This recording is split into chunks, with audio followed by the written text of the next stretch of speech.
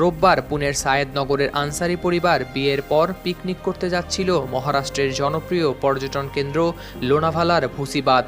স্থানীয় সময় দুপুর ১:৩০টার দিকে বাঁধে পানি কম থাকায় নিচে নামে পরিবারের সব সদস্য। কিন্তু কিছু বুঝে ওঠার আগেই মুহূর্তে হরকাবানে দানবীয় আকার ধারণ করে ওই বাঁধের স্রোত। দুর্ভাগ্যবশত বাঁধের মাঝখানে আটকে পড়েন একই পরিবারের ৯ সদস্য।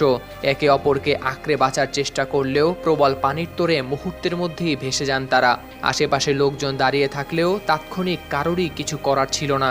আটকে পড়া ৯ জনের মধ্যে ২ জনের লাশ উদ্ধার করা গেলেও ৩ জন এখনও নিখোঁজ। আটকে পড়া ও নিখোঁজ হওয়াদের মধ্যে ৪ শিশুও রয়েছে।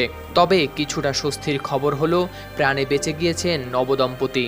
এদিকে এই ঘটনায় দুঃখ প্রকাশ করে নেটিজেনরা বলছেন, এই বর্ষায় পাহাড়ে গেলে বৃষ্টিপাত হলে ছড়া, খাল,